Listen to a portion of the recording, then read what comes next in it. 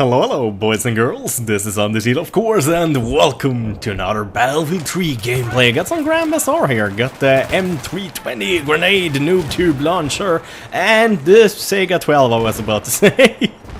But the SPAS, of course. Got some, I think I got the normal ammo in it actually, not slug and not frag and not the flechettes, just the normal stuff, extended mag on it, so basically pretty much standard SPAS except for the extended mags. I got 7 instead of just 5 rounds in the barrel, or in the tube I guess you say. It's not really a barrel, but it's a tube under the barrel, if you guys know what I mean. Anyways, I hope you guys have had a good day. I hope you guys are gonna enjoy the video. I thought I'd tell you guys a little bit of a story. So I live in this city called Östersund. It's in the middle part of Sweden, usually cold and a horrible place to live, except for the summer when everybody gets really happy, everyone parties, drinks a lot, fucks a lot, sunbathes a lot, and just generally have a very good time. Yeah, a very good time. There's a big party basically called Storsjöyran, and to translate it roughly, it's kind of big lake party. That's the best translation I can really come up with, to be honest, because it's named Storsjön and it means big lake actually. So the lake here is named the Big Lake. I know it's kind of silly, but it's okay. It's a nice place to live, and nice city, and a nice lake. And this party is pretty big. It's basically like not a fair, I would say. It's more or less like you can choose if you get access to it 1, 2 or 3 days. If you get access for 3 days, you basically pay for only 2 days, and so yeah. Getting access for just 1 day is usually quite silly, and there's usually a lot of good bands. Like last couple of years I would say it's kind of been a little bit weak when it comes to the metal and rock bands, the ones I kind of prefer. It hasn't been really the stuff I like. I think like In Flames is gonna be here this year. I'm not a big fan of those, but my brother likes them, so he's probably gonna go, I don't know. But last year was actually one of those years when I didn't go. I think that's the first year I've ever never gone there. Like, since I was 15, I've been drinking my head off there, basically, since I was 15, so about 9 years in a row. Great fucking time, that's usually what you get. I don't know why I didn't like that guy. So, this story evolves around that. Oh, fucking great, Anders. 3 minutes into the video and you finally start to tell the story. That's awesome, Anders! That's good job! Good job! Anyways, as usual, I was kind of dating a girl that I was kind of interested in. I wouldn't say real dating. It was kind of like, I was kind of in the friend zone, and you know how it is to be in the friend zone. It's very hard to get out of the friend zone once you've been put in the friend zone with girls. Usually it's just better to like gilla läget, as we say in Sweden, basically accept it and like it and try to do the best out of it. And the best you can do with actually having a girl you kind of like that puts you in the friend zone, because you're never gonna be able to have sex with her unless she gets really drunk and you rip off your shirt and she sees your manly abs and she just wants to claw at them and just have your manlyhood and stuff. I don't know, I'm making shit up here as I go. Basically, it would probably never happen, because once you're in the friend zone, you can't really get the fuck out of the friend zone.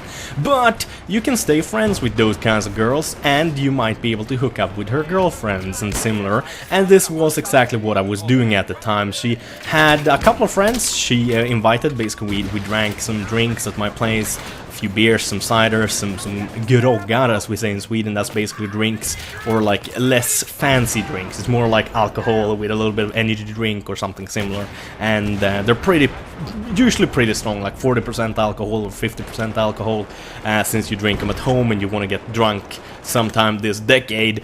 If I drink like those things at the pub, that it takes forever to get drunk, and also my wallet kind of hurts when I do it. But so we're inside this area where they have this big party. It's basically by the lakeside, and a little bit of the city is included as well, like the square of the city and stuff like that. Oh, nice slow motion moment. I failed though. I always choke when I get into those really nice positions where I could get tons of kills. I should have taken my time a little bit better, but then again, if you take your time, sometimes you kind of get screwed over anyways. Let's get back to the partying.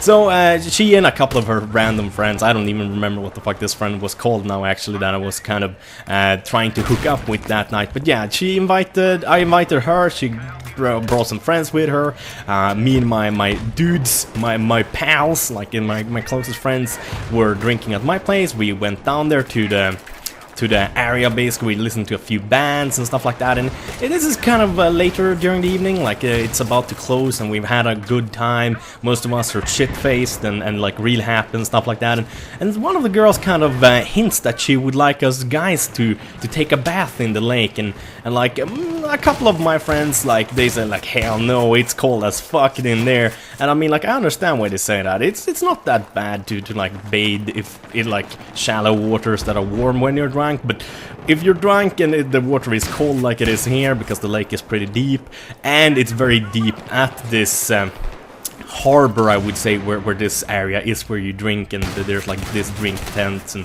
the stages and that kind of stuff.